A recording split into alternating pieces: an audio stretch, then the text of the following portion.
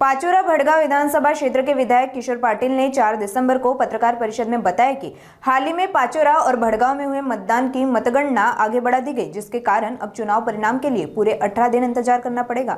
परिणाम में देरी के कारण उम्मीदवारों और मतदाताओं में बहस और चर्चा चल रही है, लेकिन चिंता करने की कोई आवश्यकता नहीं। कार्यकर्ता और उम्मीदवारों के आग्रह पर मतगणना केंद्रों पर पहरेदारी की जाएगी और यदि चुनाव आयोग अनुमति देता है तो इन स्थानों पर सीसीटीवी कैमरे भी लगाए जाने पर विचार किया जा रहा है। गौर से सुने आगे और क्या कुछ कहना है विधायक किशोर पाटिल का। मी पहिल्यांदा पाचोरा आणि भडगाव शहरातील तमाम मतदार बंधू भगिनी आणि मातांचे तरुणांचे मनापासून आभार मानतो।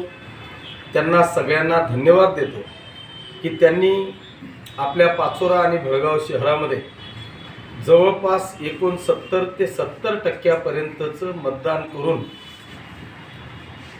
आपला लोकशाहीचा जो मतदानाचा अधिकार दिलेला आहे तो अधिकार बजावून 100% पालन केलं। त्याबद्दल पाचोरा आणि भडगाव मतदारसंघातल्या तमाम माता भगिनींचे बांधवांचे मी मनापासून आभार मानतो।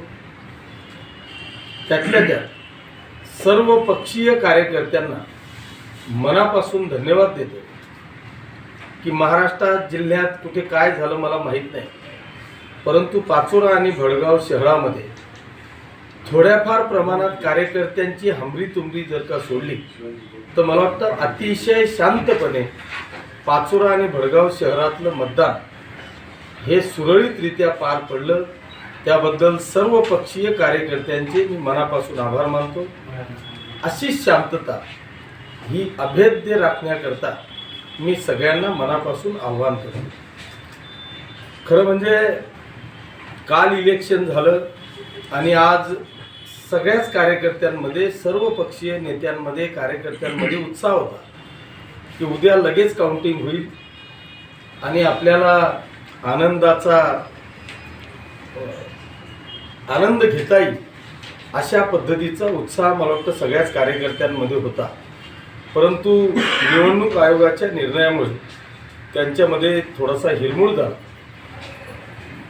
आणि तिसरा विषय असा आहे की मागच्या काही चर्चांना उधाण पुन्हा आज आलेलं आहे। सगळ्या कार्यकर्त्यांमध्ये संभ्रम आहे की एवढे 20 दिवस हा मतमोजणीचा कार्यकाळ लांबलेला आहे, त्याच्यामुळे पेट्यांमध्ये काही घोळ होईल का, तिथे काही गडबड होईल का। पण मी आपल्या माध्यमातून सर्व हितचिंतकांना किंवा पाचोरा आणि भडगाव शहरवासियांना या निमित्तानं आव्हानवजा विनंती करतो की अशा प्रकारे कुठल्याही मतपेटीमध्ये अशी काहीही घटना घडणार नाही याची 100% खात्री मी या निमित्तानं आपल्याला देतो।